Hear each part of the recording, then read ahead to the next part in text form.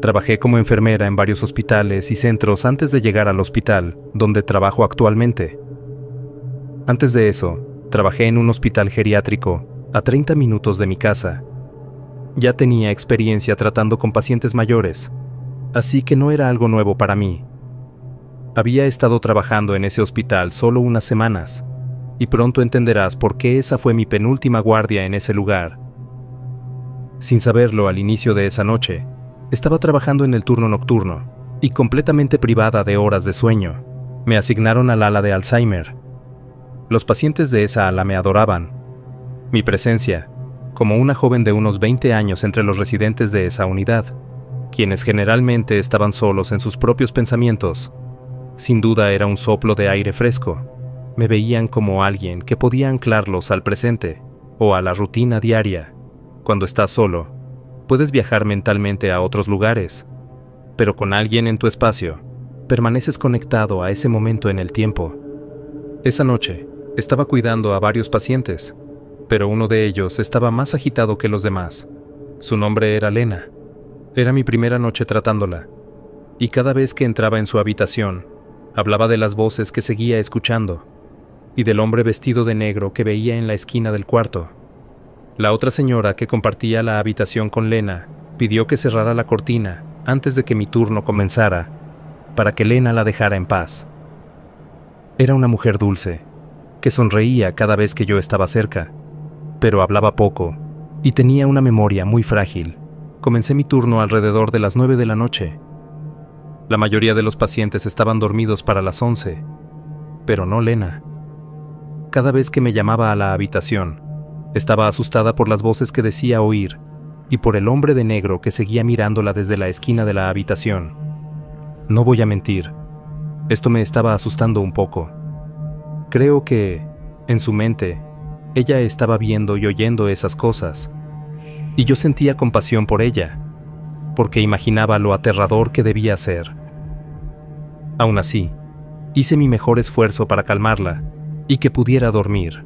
No quise encender la televisión para tranquilizarla, porque quería ser amable con la otra paciente en la habitación. Sostuve las manos de Lena y le dije que todo estaría bien, que respirara y se relajara. Le recordé que no estaba sola, que yo estaba a solo un llamado de distancia. Esto pareció funcionar. Lena se calmó por un rato. La próxima vez que entré en la habitación, ella estaba dormida. Cuando la mayoría, si no todos, los pacientes estaban dormidos, la noche parecía avanzar muy lentamente, como si el tiempo se moviera al revés. 1 o 2 horas después, estaba en la sala de sábanas, abasteciendo mi carrito, cuando escuché algo en el cuarto. Era una habitación relativamente pequeña y completamente silenciosa. También había cerrado la puerta, así que escuchar otro ruido era extraño. Me giré. No vi nada y continué llenando mi carrito. Entonces sentí lo que solo puedo describir como una mano en mi hombro. Miré mi hombro, di un salto y grité, pero no había nada ahí. No había nadie en la habitación. Sin embargo, sabía que había sentido algo grande agarrar mi hombro. Salí del cuarto por un segundo, miré por la puerta y no vi a ninguna otra enfermera cerca. Estaba completamente silencioso. No había nada más que hacer aparte de continuar con lo que estaba haciendo. Seguí abasteciendo el carrito hasta que estuvo lleno. Luego, me giré hacia la puerta y caí al suelo, empezando a gritar, ya que mi corazón estaba inmediatamente en mi garganta. Había un hombre vestido de negro del otro lado de la puerta, mirando a través del cristal con una sonrisa. Mis gritos fueron lo suficientemente fuertes como para despertar a toda el ala. El hombre desapareció de mi vista a través de la ventana de cristal de la puerta. Segundos después, la puerta se abrió y una de mis compañeras enfermeras entró para ayudarme a levantarme, ya que estaba histérica. Le pregunté si había visto al hombre vestido de negro, y su respuesta fue: ¿qué hombre? Aquí no hay nadie más. Revisamos todas las habitaciones del ala, y no había nadie vestido de negro. Mis gritos habían despertado a Lena, que estaba en un sueño ligero. Cuando entré en su habitación, Empezó a hablar de las voces otra vez, esta vez de los gritos, que no sabía que eran míos. Le pregunté cómo era ese hombre de negro, si estaba sonriendo, y ella me miró. Noté que sus cejas se fruncieron mientras su expresión cambiaba a la más enfocada que había visto en todo el día. Ella preguntó, ¿cómo lo sabías? A pesar de que mi corazón aún latía con fuerza, sentí un escalofrío cuando dijo eso. Comenzó a gritar, pidiendo que la sacaran de allí, diciendo que él venía. Otras enfermeras entraron y trataron de calmarla. Esa noche, me trasladaron a otra ala con otra enfermera y, eventualmente, terminé yéndome a casa temprano porque estaba muy asustada. Al día siguiente, envié un mensaje a la jefa de enfermeras, informándole que mi próximo turno sería el último. Le dije que la experiencia me había traumatizado y que realmente no quería volver a estar en ese edificio. Recibí una respuesta amigable, al menos lo mejor que podía esperar. Nunca me han diagnosticado nada, ni he tenido alucinaciones de ningún tipo. Soy consciente de los efectos de la falta de sueño, pero esto fue algo fuera de lo común. No sé si mi mente empezó a jugarme trucos basados en lo que Lena me había contado durante la noche, pero la sensación de la mano en mi hombro y la imagen del hombre sonriendo detrás del cristal, coincidiendo con la descripción que una paciente repitió varias veces. Esto fue una de esas ocurrencias sobrenaturales inexplicables. Al menos, espero que haya sido única en la vida.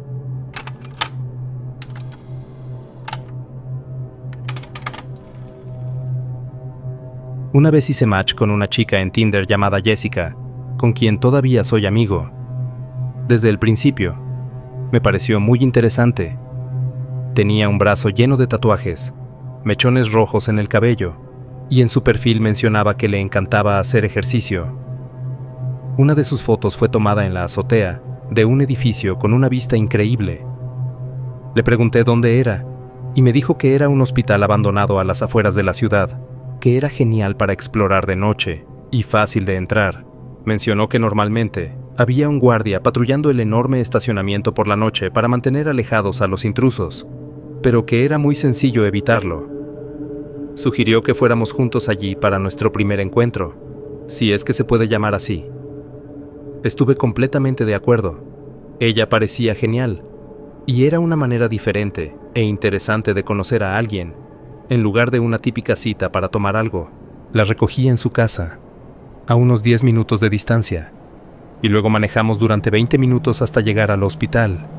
Esos 20 minutos nos dieron la oportunidad de conocernos un poco más y sentirnos más cómodos con nuestras personalidades.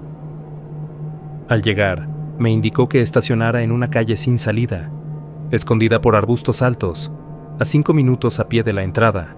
Saltamos una pequeña barrera que separaba la carretera del estacionamiento del hospital y corrimos por el amplio terreno hacia el césped, junto a la entrada que ella solía usar.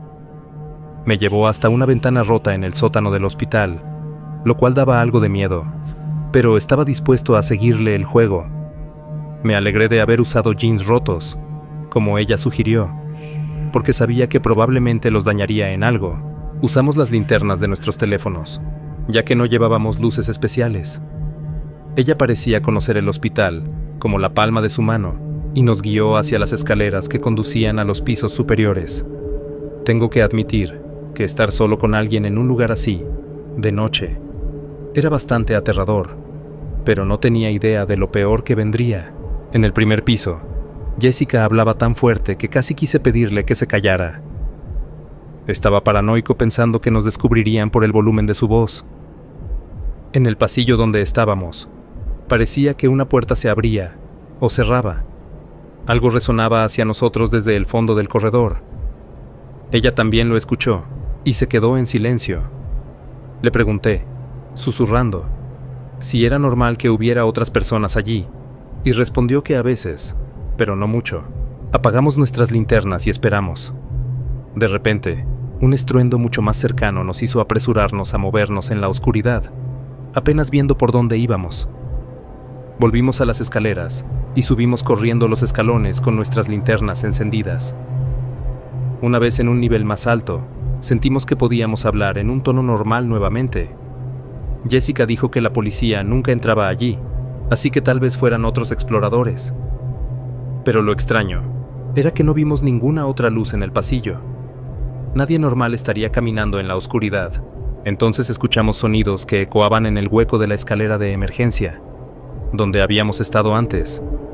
Alguien estaba subiendo las escaleras. Otra vez nos apresuramos. Ella lideró el camino, diciendo que sabía cómo salir. Corrimos durante algunos minutos por ese laberinto de edificio, y yo estaba realmente asustado. Parecía que nos seguían, y no sabía si preferiría que fueran policías o alguien más. Nos llevó a un pequeño espacio exterior. No estábamos en la azotea más alta, pero sí en lo que se podría llamar una terraza de ese nivel. Paramos para recuperar el aliento. La idea de ser seguidos había arruinado completamente el ambiente. Incluso ella parecía preocupada, y yo la veía como la experta en ese lugar. Después de unos minutos, nos relajamos un poco y pasamos por una ventana rota hacia el techo de una gran sala. Esa parte daba miedo porque quería caminar sobre largas y estrechas tablas de madera, con un abismo de 3 metros debajo de nosotros. Una caída desde esa altura podría causar lesiones graves, pero no quería parecer un cobarde, así que la seguí por la peligrosa tabla de madera hasta que llegamos a la cima de una columna, donde una tabla terminaba y comenzaba otra. Nos sentamos en la columna para relajarnos y charlar, con las piernas colgando sobre la oscuridad. El ambiente era espeluznante, y pensé que estábamos completamente solos, hasta que escuchamos un ruido proveniente de abajo. Parecía que alguien estaba caminando. Nuestra presencia ya había sido notada por quien estuviera ahí. Encendimos nuestras linternas y las dirigimos hacia abajo.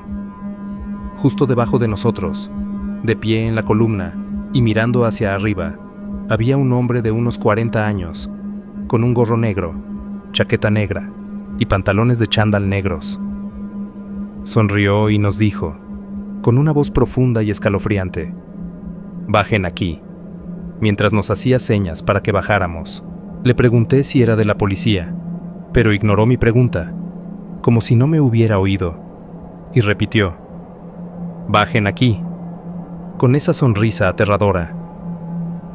Jessica y yo nos levantamos, aterrorizados, y comenzamos a caminar de regreso por la tabla estrecha. Ahora estaba aún más asustado de caerme que antes, y no tenía idea de qué haría ese hombre si nos alcanzaba. Cuando estábamos a mitad de camino, el hombre salió rápidamente de la sala debajo de nosotros, por una puerta. Definitivamente estaba tratando de alcanzarnos. Tuvimos que apurarnos. Llegamos al otro lado y tratamos de salir de allí, sabiendo que ese hombre era peligroso. Mientras corríamos escaleras abajo por el hueco en el lado opuesto del hospital, escuchamos una puerta abrirse y cerrarse con fuerza unas escaleras arriba, seguida de pasos pesados bajando. De alguna manera, nos estaba siguiendo. Corrimos como si nuestra vida dependiera de ello. Regresamos al primer piso y corrimos hacia el lado opuesto del hospital, de donde habíamos entrado. Volvimos al sótano y salimos por la ventana rota. El proceso de salir por la ventana fue aterrador porque fui el último en salir y tenía miedo de que me agarraran las piernas en cualquier momento. Pero creo que, en ese punto, perdimos al hombre. Corrimos de vuelta por el estacionamiento hasta mi coche, y cuando llegamos, lo primero que hicimos fue cerrar las puertas y recuperar el aliento nuevamente. Fue una pesadilla completa, y de alguna manera, pasar por eso juntos creó un tipo de conexión instantánea entre nosotros. Condujimos lejos de allí y nos detuvimos en una cafetería para comer y simplemente ordenar nuestros pensamientos. En el coche, nos quedamos allí durante 1 hora hablando, y luego la dejé en su casa. Jessica y yo hemos mantenido contacto a lo largo de los años. Aunque tuvimos un breve romance durante algunos meses, terminamos siendo solo amigos. Ninguno de los dos ha vuelto a ese hospital desde entonces.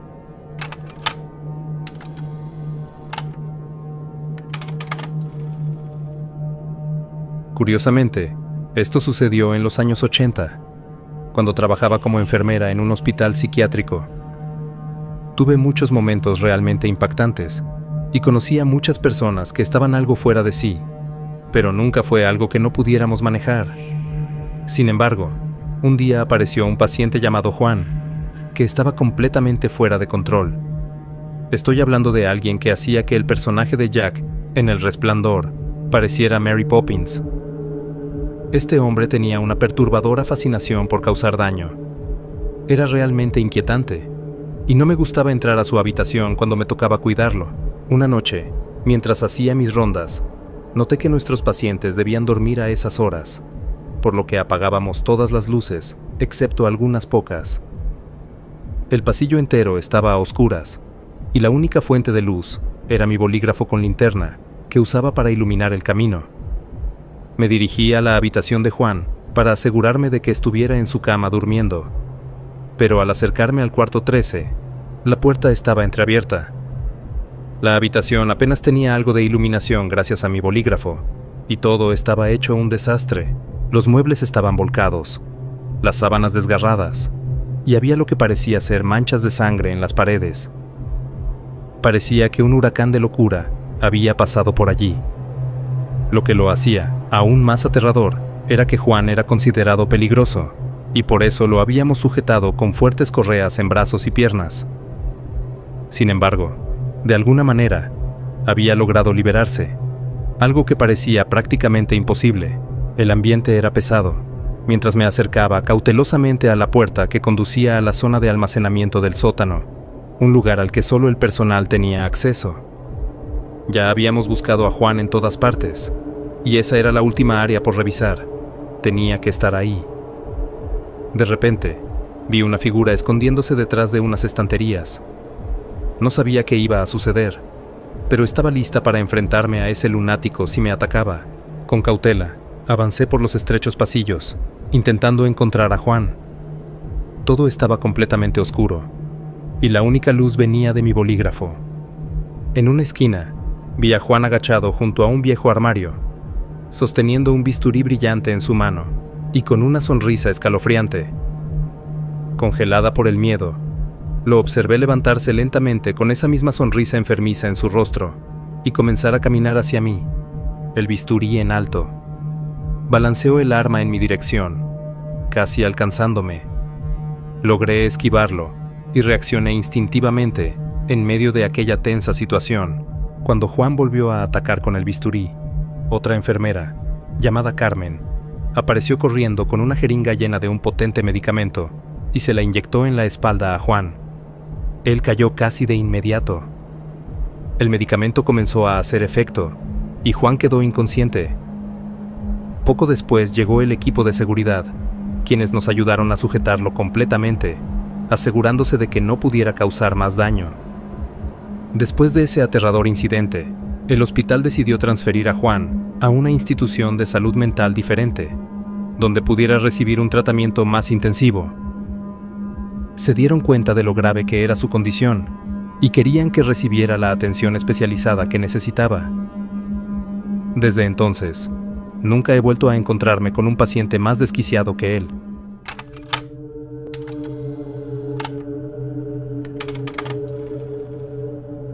Déjame contarte la escalofriante historia de mi encuentro con un paciente muy inquietante en el hospital. Siempre me he sentido atraída por el campo médico, porque cuidar de los demás siempre ha sido algo natural para mí. Soy una mujer de 33 años, que trabaja en mi hospital local, durante los turnos nocturnos. Una noche, entré en la habitación 307, una habitación individual. Allí, acostado en la cama, estaba el señor Ramírez, un paciente anciano de unos 80 años, en estado terminal y ciego de ambos ojos. Era un hombre sabio, que estaba perfectamente en paz con la cercanía del final de su viaje. Quiero mencionar que desarrollamos un cariño amistoso, el uno por el otro. Intentaba no apegarme demasiado a los pacientes que no estarían aquí por mucho tiempo, ya que eso afectaba mucho mi salud mental. A medida que me acercaba a su cama, el señor Ramírez giró la cabeza hacia mí y sus ojos opacos parecían mirarme. Su voz ronca sonó cuando dijo: «La enfermera ha llegado. Te estaba esperando, querida». Sonreí y respondí: «Buenas noches, señor Ramírez. ¿Cómo se siente hoy?» Él rió suavemente. Su risa siempre era reconfortante, como un recordatorio de que las cosas estarían bien a largo plazo en la vida. «Querida mía, solo soy un mero recipiente vagando entre los reinos. El tiempo ya no tiene mucho significado para mí», dijo. Fue lo más extraño que le había oído decir desde que empecé a cuidarlo. Sabía que era un hombre poético y profundo, pero ese comportamiento era extremadamente inusual en él. Hice mi mejor esfuerzo para descifrar lo que intentaba decir, pero nada tenía sentido. Con un poco de temor, le pregunté: «¿Qué quiere decir, señor Ramírez? Como una mariposa, tú también despertarás a su debido tiempo. Muy pronto, querida mía», respondió. Esas palabras me impactaron profundamente. Eran exactamente las mismas que solía decir mi abuela fallecida, un recordatorio de que el cambio y el crecimiento ocurren a su propio ritmo. ¿Cómo podía saber el señor Ramírez sobre eso? Comencé a llorar intensamente, debido a las emociones que estaba sintiendo. Estaba asustada y confundida. No pude contener mi curiosidad por más tiempo, y mi voz temblaba cuando pregunté: ¿Cómo sabía usted esa frase? Era algo que solo mi abuela solía decir. Los ojos cansados del señor Ramírez se encontraron con los míos, y una expresión de tristeza apareció en su rostro. «Querida mía, algunas conexiones trascienden la vida», dijo. Lloramos juntos, aferrándonos a ese momento. No quería entender todo lo que había sucedido, pero eso me hizo sentir algo profundo en mi interior. Las palabras del señor Ramírez sobre mi abuela eran como un secreto, algo que no podía explicar, pero que guardaba con cariño. Con el tiempo, mantuve esas palabras cerca de mi corazón. Me daban consuelo siempre que me sentía perdida o insegura. Creo que el amor de mi abuela se extendía más allá de su partida y me daba fuerza y esperanza. Hoy, de pie aquí, llevo la sabiduría de esas voces conectadas. He abrazado el misterio y las cosas que no puedo entender completamente. El encuentro con el señor Ramírez me mostró que hay conexiones que trascienden el tiempo y el espacio, dándonos un propósito y orientación. Así, continúo mi camino con una fuerza recién descubierta y una mente abierta. Los misterios de la vida se despliegan ante mí, como una polilla que emerge de su capullo,